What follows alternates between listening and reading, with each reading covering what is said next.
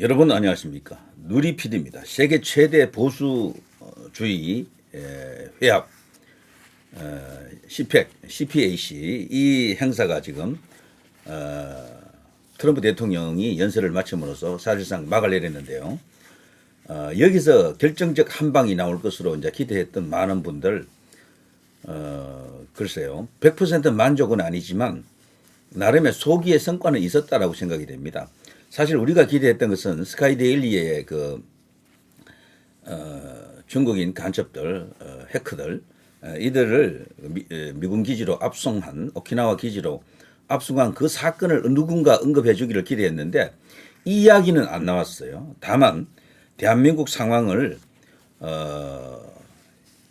지금 그 부정선거를 비롯해서 대통령이 지금 감옥에 갇힌 이런 상황을 공유하는 여러 가지 메시지는 나왔습니다. 트럼프 본인의 입에서 그것을 말해준 것은 아니지만 전체적으로 트럼프는 모든 것을 알고 있지만 이미 대통령의 자리에 있기 때문에요. 국가 간의 관계 등을 고려해서 말을 극도로 아끼는 것 같습니다. 중국에 대한 언급도 사실 공격적인 발언도 자제했던 것 같고요. 자, 그러나 이미 다 알고 있다라는 게 무서운 거죠. 네, 그래서 이거를요.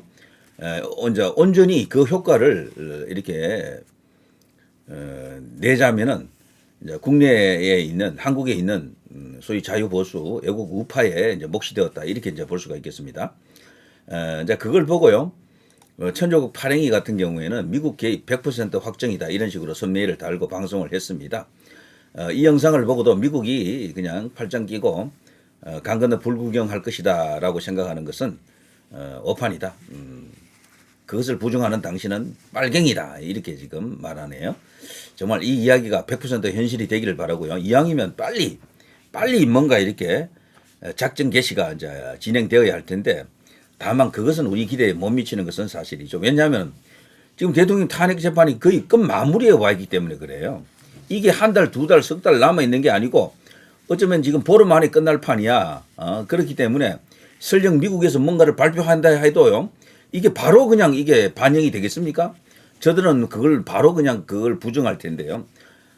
주권 뭐 침해다, 뭐 내정 간섭이다 이러면서요.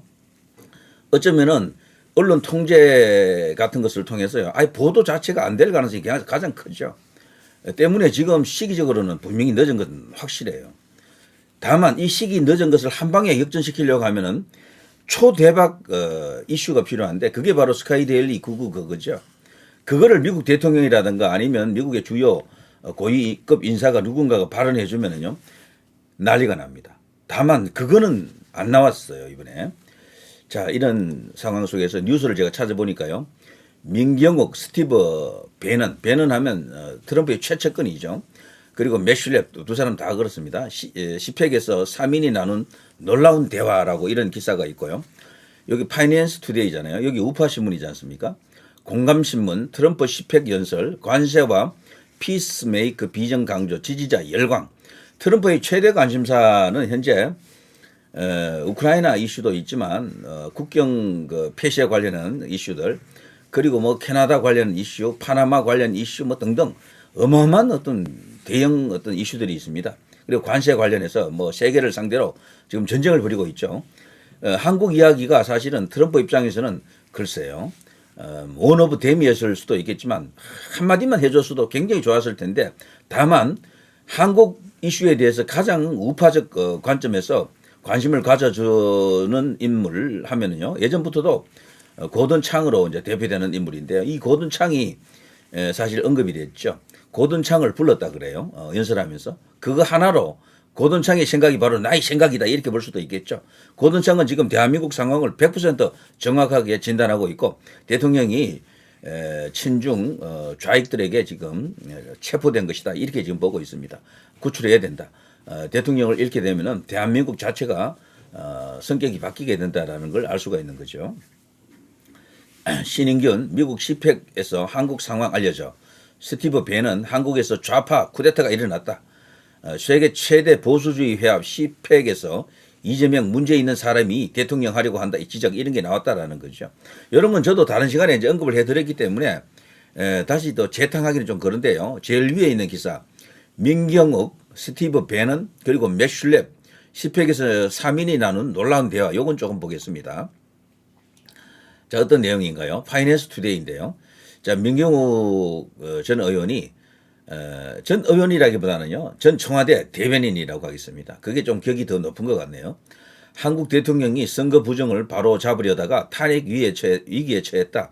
미국이 도와줄 수 있겠느냐? 스티브 벤은 트럼프 대한민국 상황에 대해 적절한 조치 가능성 높다. 야, 이거는 저도 뭐 믿고 여러분도 믿고 있는 건데 다만 이게 시기가 언제냐라는 겁니다. 시기가. 자, 매슐랩 대한민국 부정선거는 외국 세력, 여기서 외국 세력이라고 하는 것은 중국을 말하는 거죠. 개입 가능성이 높다라고 본다라고 이런 발언을 했다는 거죠. 정말 대단한 어떤 그런 발언들인데 이게 지금 거기에서 논의되었다라는 그 자체만으로도 굉장한 의미가 있다 이런 생각이 듭니다. 제가 매슐랩을 검색해 보니까요. 트럼프와 막역한 보수 인사로 알려져 있고요. 현재 트럼프가 신뢰하는 최측근 중에 빅5 중에 한 명이다 이렇게 되어 있습니다. 미 보수주의 연합 의장이 바로 이 매슐랩이죠. 그리고 이번 이 행사를 이제 주도했던 인물입니다. 계속해서 주빈격으로 이제 트럼프를 맞아들였다 이렇게 볼 수가 있겠는데요.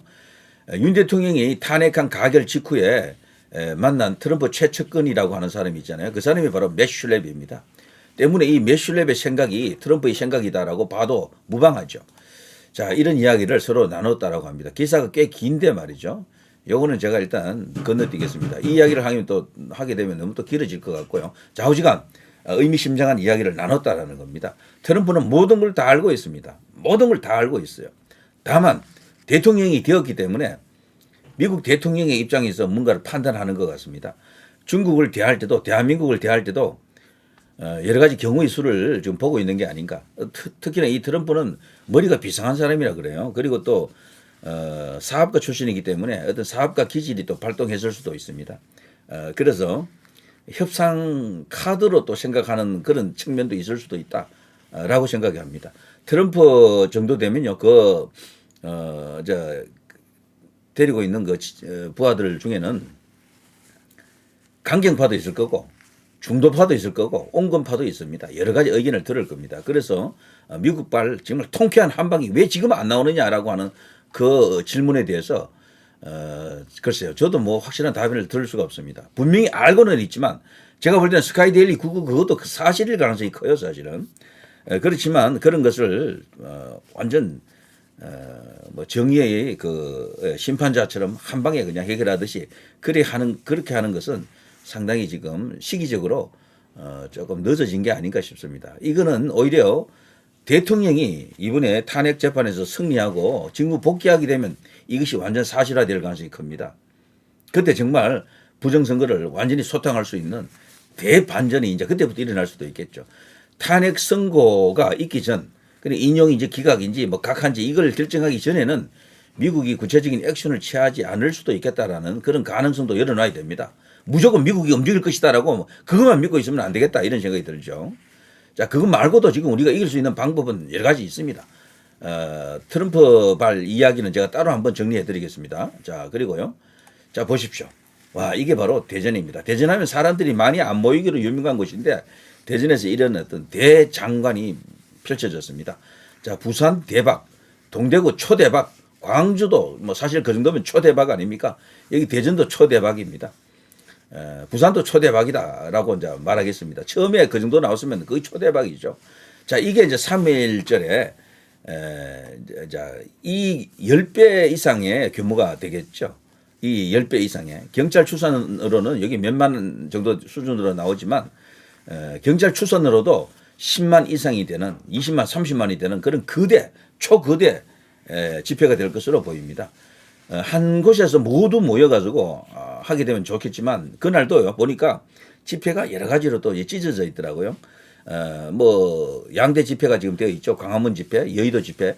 이들이 지금 협상을 한다 이런 말도 있는데 뭔가 좋은 결과가 나오기를 바랍니다. 협상이 잘 안 될 경우도 있는데 왜 그런가 하면요. 집회를 같이 해버리면은 그 후원금 문제가 생겨요. 후원금 문제가. 결국 돈 때문에 보통 깨진다 하더라고요. 이제 그게 참 가슴 아픈 일입니다. 자, 그런 것이 있고요. 자, 그런데 어쨌거나 이런 거대 인파들이 지금 모이기 시작했고 3일절에는 그야말로 지금까지 우파 애국 자유 보수 집회 역사상 가장 거대한 인파가 모일 것으로 예상이 됩니다.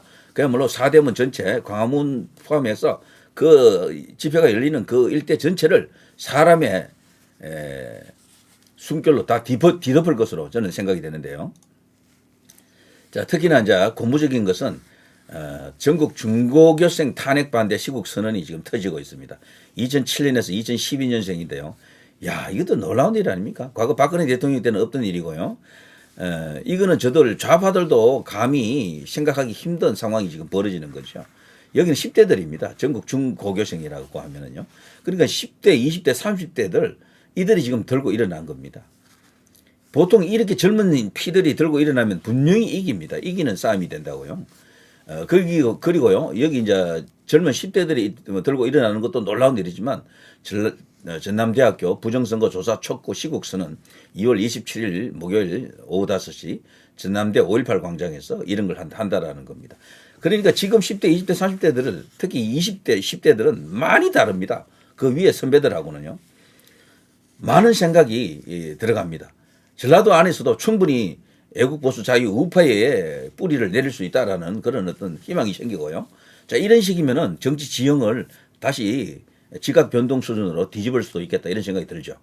아, 이건 거대한 힘입니다. 대통령을 구원하는 가장 큰 동력이 여기서 지금 터지고 있는 것이다. 이런 것들이 지지율에도 지금 반영이 되는 거겠죠. 여기 보시면요. 2월 22일 하루 기준으로 이렇게 많은 대학에서 시국 선언을 했습니다. 2월 22일 기준으로, 2월 23일 기준으로 뭐 쭉쭉 나와 있죠.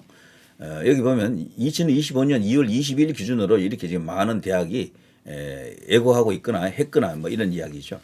연대, 서울대, 숭실대, 부산대, 경북대, 이화여대, 인하대, 단국대, 서강대, 영남대, 고려대, 성균관대, 한동대 이 중에서도 고려대가 여기 들어왔다라는 것은 놀라운 일입니다. 왜냐하면 고대는 흔히 민족고대, 민족고대 그러잖아요. 근데 언제부턴가는 그 민족고대의 민족이 종북 혹은 종중 그런 느낌이 강해요. 좌익의 냄새가 물씬풍기입니다. 그래서 요건 제가 따로 또 한번 준비하고 있습니다. 고려대가 이렇게 학생들이 이렇게 등장했다라는 것은 여기는 굉장히 의미심장한 뭐가 있는 거거든요. 이렇게 되면 전국의 대학 모두가 동참할 가능성이 커졌습니다. 고대가 끝까지 안 나올 가능성도 있었는데 고대가 나왔다라는 것은 이건 판이 뒤집히고 있다라는 걸 말해줍니다. 제가 볼 때 대학 자체적으로요, 총학이 되든 뭐가 되든 그리고 대학 동문회를 포함해서요 가장 좌익화된 대학은 고대입니다. 민족 고대가 아니에요. 지금은 좌익 고대입니다. 좌익 고대. 정말 부끄러워해야 됩니다. 고대는. 자, 세이브 코리아 전한길 강사. 자, 이 사람이 등장하면서부터요 2030 10대들까지 지금 피가 들끓고 있는 거죠. 자, 이렇게 되면 이길 수가 있겠습니다. 예? 충분히 미국발 슈퍼 뭐 빅 어떤 그런 지원 카드가 없어도 뭐 있으면 더 좋겠지만 시기적으로 지금 너무 지금 촉박해 있기 때문에 언제 나올까 그것만 기다리고 있기에는 좀 그래요. 우리 자체적인 힘만으로도 충분히 판을 뒤집을 수가 있겠다. 헌재 재판관들을 압박하고 헌재 재판관들이 겁을 먹고 덜덜덜 떨 수도 있는 그런 식으로 갈 수도 있는 겁니다. 오금 저리게 만들었어요. 도저히 그 3명 혹은 4명은 탄핵 인용을 못하게 되는 정상적으로 헌법을 이렇게 생각하고 헌법을 해석해서 대통령에게 기각이든 각하 같은 것을 판결할 수 있는 그런 분위기를 만들어야 되겠죠. 충분히 전 가능할 것으로 봅니다. 박근혜 대통령 때하고 제가 비교해서 좀 죄송합니다만 그때와는 지금이 분위기가 많이 다릅니다. 그때는 그것 말고는 할 게 없었어요. 사실 그들이. 겁이 나서 거기도 사실 박근혜 대통령이 지명하고 임명한 2사람이 있었거든요. 그 사람들도 무서웠다라고 그 후에 나왔잖아요. 분위기가 한쪽으로 완전 쏠려버렸기 때문에 겁이 나서 도저히 탄핵 기각을 해줄 수가 없었다라는 그런 이야기도 있었고. 근데 지금은 아니에요. 지금은 오히려 그 반대가 될 수도 있는. 지금 탄핵 인용하다가는 자칫하다가는 큰일 나겠다. 나중에 끝나고 난 뒤에 정말 인생살이 고달파지겠다. 자칫하면 내란으로 몰릴 수도 있다. 판이 뒤집힐 수도 있다. 거대한 어떤 분노의 미짐하고 지금 그들이 맞닥뜨린 상황이 되었다. 이렇게 볼 수가 있겠죠. 자, 이거를요, 제일 중요한 것은 지지율로 일단 확인을 시켜줘야 되는데 열심히 지지율 조사에 응하고 말이죠. 지지율이 그게 정확하냐, 그게 조작이 아니냐, 뭐 이런 이야기도 있지만 어쩔 수가 없습니다. 그걸 지금 당장 밝힐 수가 없기 때문에 지지율을 끌어올려야 되겠죠. 적어도 말이죠. 탄핵 인용, 탄핵 반대가 한 5대5 정도는 나올 수 있도록 해야 됩니다. 지금 6대4 정도 되어 있는데 이거를 사실 근접시켜야 됩니다. 충분히 가능할 것으로 저는 그렇게 봅니다. 특히나 이제 이 집회 이런 걸 할 때 그리고 우파 이제 방송이나 뭐 여러 가지 어떤 SNS 같은 걸 통해서요. 10대, 20대, 30대들 이들도 투표권이 있는 사람들에게는 이들도 충분히 그 여론조사 참여할 수 있는 권한이 있잖아요.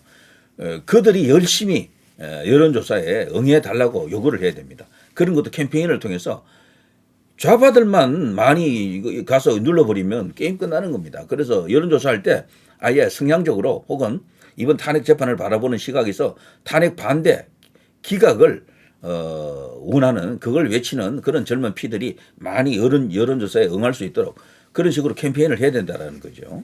자, 아무튼 대통령이 지금 가장 강력하게 믿고 있는 것은 뭐 묘수 하나가 아니고요. 이런 식의 전체적인 민심의 거대한 어떤 불길 이게 타올라가면서요. 헌재 전체를 그런 분위기로 팍 이렇게 물들이는 것, 소위 여론전이죠. 이걸 지금 기대하고 있는 것이다. 최후 변론도 결국 여기에 아마 초점이 맞춰질 것입니다.